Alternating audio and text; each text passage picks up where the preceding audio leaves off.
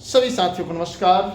मैं आपके संघर्षों का साथी अनिल सिंह। सबसे पहले मित्रों, आप लोगों को स्वतंत्रता दिवस की ढेर सारी शुभकामनाएं एक बार फिर मैं दूंगा कि आप महसूस करिए कि आप स्वतंत्र हैं। आपको महसूस करना होगा कि आप स्वतंत्र हैं और आप अपनी बात सियासत तक मजबूती से रख सकते हैं। इसी के क्रम में आपने देखा होगा कि पिछले 2 महीने से, आज तो 15 अगस्त है, 11 जून से लेकर के लगातार हम लोग मैराथन संघर्ष करते चले आ रहे हैं। और ये पूरा मामला संघर्ष का हर एक पड़ाव आपने देखा होगा कि हम लोगों ने बड़ी ईमानदारी से और बहुत ही गंभीरता से लड़ने का काम किया। और इसी के बीच में आपने देखा होगा कि जितने भी प्रशासन में लोग हैं, अधिकारी हैं, ये सब मजबूती से हम लोगों के साथ हमारे मतलब मुद्दे को मंथन किया और उत्तर प्रदेश की कोने कोने से कई साथी जो हमारे पीड़ित भाई बहन हैं, उन्होंने भी जिलाधिकारी के माध्यम से, मंत्री के माध्यम से, सांसद के माध्यम से, विधायक के माध्यम से, मतलब कहने का मतलब कि जनप्रतिनिधियों के भी माध्यम से वहां तक भिजवाया। अब हम लोग ऐसे पड़ाव पर आ गए हैं। इसी के क्रम में आप लोगों ने देखा होगा कि हम लोग राजधानी में भी कूच की और राजधानी से हम लोगों की गर्जना मजबूती से सियासत तक पहुंची, सरकार तक पहुंची, जिसके बारे में आप लोग स्पष्ट रूप से जानते हैं कि माध्यमिक शिक्षा मंत्री, डायरेक्टर,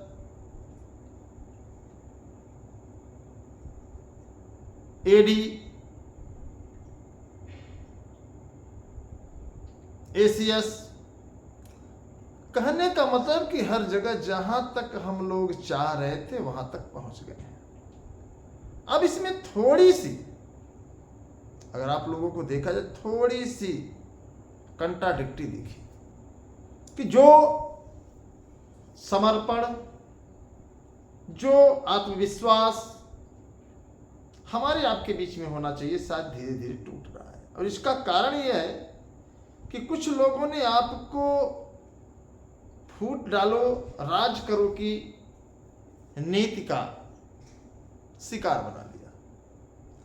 मैंने देखा था कि 11 जून से बहुत ही अच्छा, बहुत ही बेहतर तरीके से हम लोग संघर्ष कर रहे थे। किसी को कोई दिक्कत नहीं थी, किसी को कोई एतराज नहीं था, सब मिलजुल करके संघर्ष कर रहे थे। लेकिन लोगों को बीच में मित्रों ये लगा कि यार कहीं ये संघर्ष ये लोग जीत जाएंगे तो मेरा मिशन फेल हो जाएगा। उन्होंने क्या सोचा क्या नहीं सोचा है तो मैं नहीं कह सकता, लेकिन सच्चाई यही है कि इस मिशन में रोड़ा बनने का काम किया। फिलहाल आप लोगों की इच्छा शक्ति, आप लोगों के आत्मविश्वास, आप लोगों के भरोसे के बल पर हम लोग लगातार संघर्ष जारी रखे। हाँ, कुछ बीच में तमाम आपको बताया था मैंने कि 6 फाटक हमने आसानी से तोड़ दिया है। 7वें फाटक में हमें आपको मशक्कत करनी पड़ सकती, मैंने ये बात बताया था आप लोगों को। और पता नहीं क्यों मैं ये सोचता हूं कि लोगों को खुद पर ये लगता है कि मैं ऐसा, आगे नहीं आएंगे लेकिन खुद पर ये कहेंगे हम ऐसा कर पाएंगे।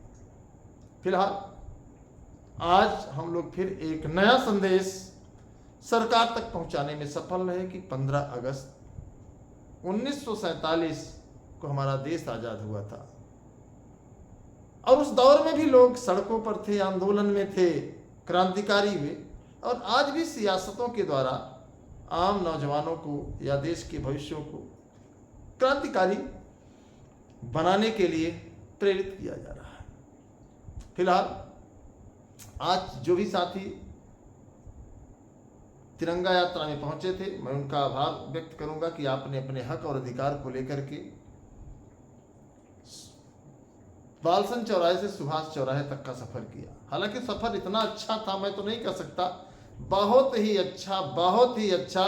मुझे महसूस ही नहीं हुआ कि हम लोग सफर कर रहे हैं। सच्चाई बता दें, अगर आप भी शामिल थे तो मैं जरूर कहूंगा कि आप अपना अनुभव बताइए कि साथ में कंधे से कंधा मिलाकर चलने में क्या आपको बता दें कि आनंद आया, जिसकी हम आप उम्मीद नहीं कर सकते। पता ही नहीं चला कि हम लोग बालसन चौराहे से सुभाष चौराहे पर कब पहुंच गए। यहाँ तक कि हमको लोगों को रोकना पड़ता था, धीरे चलो धीरे चलो। तो बड़ा अच्छा लगा साथी। तो ये संघर्ष का जो रास्ता है, जब अच्छा लगने लगे तो समझ जाइए कि हम लोग जीतने की ओर बढ़ रहे हैं। और सच्चाई यही है कि इस पर बहुत जल्द आप लोगों को सफलता मिले, चाहे वो प्रधानाचार्य का मामला हो, चाहे टीजीटी पीजीटी का मामला हो, चाहे असिस्टेंट प्रोफेसर का मामला हो। इन सभी चीज़ों को लेकर के प्राथमिक में भी आप जानते ही हैं, एकेडमिक और लिखित में जो है, और हमारी लड़ाई तो आप लोगों को पता ही है कि मैं बहुत ईमानदारी से लड़ रहा हूँ। ईमानदारी लड़ाई क्यों लड़ रहा हूँ? क्योंकि आपने ईमानदारी से मेहनत किया है और मुद्दा बहुत साफ है। फिर से मैं दोहरा देता हूँ मुद्दा। कुछ लोग कहते हैं भैया हमारा नाम तो लेते ही नहीं। हाँ, कंप्यूटर शिक्षक के साथियों से मैं कहूँगा कि आप अगर कंप्यूटर शिक्षक का राह देख रहे हैं, थोड़ा सा उसमें आपको आगे आना पड़ेगा भाई। आपका पता ही नहीं चल रहा है। हालांकि कंप्यूटर के तमाम साथी भी परीक्षाओं के दौर में फंसे हैं, तो आपकी आवाज़ सरकार तक मजबूती से जा रही है। ऐसा नहीं कि हम आपकी आवाज़ दबा रहे हैं, आपकी आवाज़ शासन तक, सरकार तक मजबूती से जा रही है। कंप्यूटर के पदों की भर्ती के लिए मैं मांग कर रहा हूं। लेकिन जो हमारा जो सबसे बड़ा मुद्दा है, पुरानी नियमावली को बहाल कराना, पुरानी नियमावली के आधार पर विज्ञापन को जारी कराना। कई साथी आज भी फोन किए, उनका ये कहना था कि क्या शिक्षा सेवा चयन आयोग जो विज्ञापन देगा उसमें स्नातक में 50% की बाध्यता कर देगा। देखिए भी इस पर आयोग की कोई मोहर नहीं लगी है, लेकिन हमें आपको हमेशा सचेत रहना है। अगर लगा दिया तो आप क्या करेंगे? फिलहाल अभी लगा नहीं है, क्योंकि अभी तो आयोग कुछ कह नहीं रहा है, लेकिन सच्चाई यही है कि अगर लगा दिया तो आप क्या करोगे, उसका भी रास्ता आपके पास होना चाहिए। तो मैं आपके साथ खड़ा हूं, परेशान होने की जरूरत नहीं है। अब दूसरा मुद्दा बहुत स्पष्ट आपको बता दें, बहुत क्लियर, कि चाहे हिंदी विषय हो, चाहे अंग्रेजी विषय हो, चाहे हिंदी, अंग्रेजी, संगीत, कला, शारीरिक शिक्षा और एकल सब्जेक्ट जो समकक्ष योग्यता का मामला है, इन सभी मुद्दों को लेकर के हम लोग लड़ रहे हैं। और जो सबसे बड़ा मुद्दा है कि आखिर सरकार ने 16 सितंबर 2025 को अचानक गजट जारी करके युवाओं के भविष्य पर एक अधिक भार थोपने का काम किया है। अब आपको यहां भी देखना होगा, उत्तर प्रदेश लोक सेवा आयोग, उत्तर प्रदेश शिक्षा सेवा चयन आयोग एक दूसरे के पैरेलल चल रहे हैं। लोक सेवा आयोग भी उत्तर कुंजी जारी नहीं करता, शिक्षा सेवा चयन आयोग भी जारी नहीं करेगा। लोक सेवा आयोग भी सभी लोगों के रिजल्ट कितने, जो परीक्षा में शामिल होते, किसने कितना अंक हासिल किया, नहीं जारी करता। ठीक उसी तरीके से शिक्षा सेवा चयन आयोग भी। कहने का मतलब मित्रों बहुत साफ बता दें कि शिक्षा सेवा चयन आयोग और लोक सेवा आयोग एक ही ढर्रे पर चल रहे हैं, एक दूसरे के पैरेलल चल रहे हैं। तो अब सवाल यह उठता है कि जो लोक सेवा आयोग में वही शिक्षा सेवा चयन आयोग में भी होगा। उदाहरण के लिए सामान्य अध्ययन के प्रश्नों के बारे में आप जानते ही हैं। सामान्य अध्ययन जीएस जीके, इतना ही नहीं, अब आपको मैं स्पष्ट बता दूं, माइनस मार्किंग भी होगा। चलिए माइनस मार्किंग बहुत बड़ा इशू नहीं है फिलहाल। अब सवाल, जो मूल सवाल है, प्रवक्ता में नॉन बीएड भी पहले मौका पाते थे, अब नहीं पाएंगे। तो इन सभी चीजों को हमें आपको देखते हुए इस लड़ाई को मजबूती से लड़ने का जो विचार आया है, हम लोग लड़ रहे हैं। लेकिन बड़ा दुर्भाग्य है कि लोग फोन से, मैसेज से ये कहना चाह रहे हैं कि ऐसा नहीं होना चाहिए। लेकिन मित्रों, जब संघर्ष का दौर आता है, जब संघर्ष की बात आती है, तो लोग पीछे हट जाते हैं। इस बात को आपको गंभीरता से सोचना होगा कि आप किस जगह अपना स्थान सुनिश्चित करना चाहते हैं, आप अपना स्थान कहाँ बनाना चाहते हैं।